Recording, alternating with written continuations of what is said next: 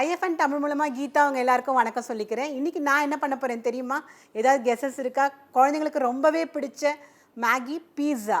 Maggi பீஸா பண்ணுறதுக்கு முன்னாடி நீங்கள் என்ன பண்ணணும்? எப்பவும் சொல்கிறது தான் பெல் ஐக்கானை ப்ரெஸ் பண்ணணும். அப்போ தான் உங்களுக்கு வகை வகையான நோட்டிஃபிகேஷன்ஸ் கிடைக்கும். வாங்க பார்க்கலாம்.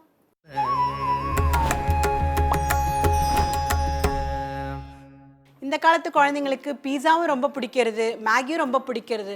ஸோ ரெண்டுமே ஒன்றா கொஞ்சம் டிஃப்ரெண்ட்டாக பண்ணினா எப்படி இருக்கும்னு யோசித்தோம். அதான் இந்த மாதிரி பண்ணி பார்க்குறோம். உங்களுக்கு இதெல்லாம் எப்படி பண்ணணும்னு தெரிஞ்சுக்கணும். நீங்கள் என்ன பண்ணணும்? ஸ்க்ரீன்ஷாட் எடுக்கணும். மேகி பீஸா பண்ணுறதுக்கு முன்னாடி நான் ஏற்கனவே ஒரு பேனை போட்டிருக்கேன். நம்ம அடுப்பையும் ஆன் பண்ணிக்கலாம். ஸோ கொஞ்சம் நல்ல சூடு வந்தப்பறம் நம்ம தண்ணி விட்டுடலாம். கொஞ்சமாக தான் தண்ணி விடணும். ஸோ இப்போ நான் மேகியை போட போகிறேன். அப்புறமா மேகி மசாலாவே நான் ஆட் பண்ண போகிறேன். முடிஞ்சால் உடச்சி போட்டால் இன்னும் நல்லாயிருக்கும், அதனால் உடச்சி போடலாம். மேகி மசாலாவையும் நம்ம ஆட் பண்ணிடலாம். மசாலா போட்டாச்சு. இப்போ அடுத்து நம்ம நல்லா கிளறி விடலாம். வாசனையும் அப்படியே கமகமான்னு இருக்குது. இன்னும் இந்த பீஸாவாக நம்ம மாற்றிடுச்சு இன்னும் எப்படி இருக்கும் பாருங்கள். கொஞ்ச நேரம் மூடி வைக்கலாம், அப்போ தான் நல்லா வேகும். அதனால் ஒரு 5 மினிட்ஸு மூடி வச்சிடலாம். ஸோ அநேகமாக ரெடியாக இருக்குன்னு நினைக்கிறேன். பார்க்கலாம். கரெக்டாக ரெடி ஆயாச்சு. அப்போ தான் அது நல்லா ரோஸ்ட் ஆகும். நம்ம ஏன் எண்ணெய் விடுறோன்னா அப்போ தான் பீஸா கரகரப்பாக இருக்கும். பேஸ் அதுக்காக தான் நம்ம விட்டோம். ஸோ கொஞ்சம் பட்டரும் போட்டுடலாம். ஓரமாக போடணும், அப்போ தான் நல்லா கரகரப்பாக வரும் பீஸா. போட்டாச்சு. இப்போ கொஞ்ச நேரம் மூடி வைப்போம் 5 நிமிஷத்துக்கு.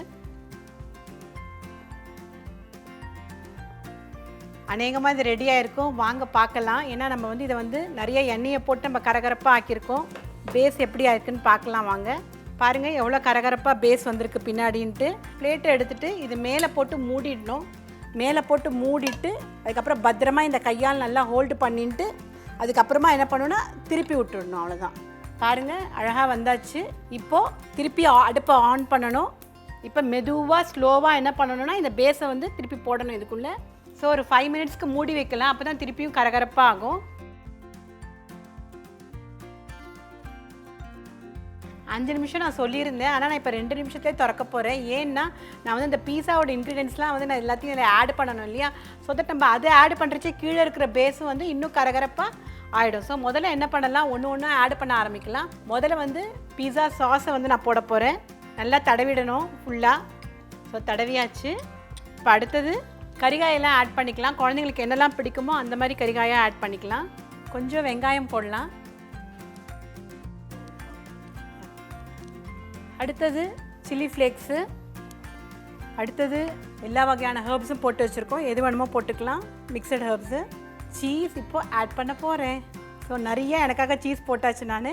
இப்போ நம்ம இதை ஒரு 5 நிமிஷத்துக்கு மூடி வைக்கலாம். அப்போ தான் கீழே இருக்கிற பேஸும் கரகரப்பாகி இதுவும் நல்லா மெல்ட் ஆகி இன்னும் கரெக்டான பீஸாவாக இருக்கும். ஸோ எனக்கு ரொம்ப பிடிச்ச எம்மியான மேகி பீஸா ரெடி ஆயாச்சு. உங்களுக்கு இன்னும் வகை வகையாக தெரிஞ்சுக்கணுமா? அப்போ நீங்கள் என்ன பண்ணணும்? மறக்காமல் லைக்கும் பண்ணணும், ஷேரும் பண்ணணும், கமெண்ட்டும் பண்ணணும். இன்னும் நிறைய ரெசிபியோடு உங்களை கூடிய சீக்கிரம் பார்க்க வரேன். பை.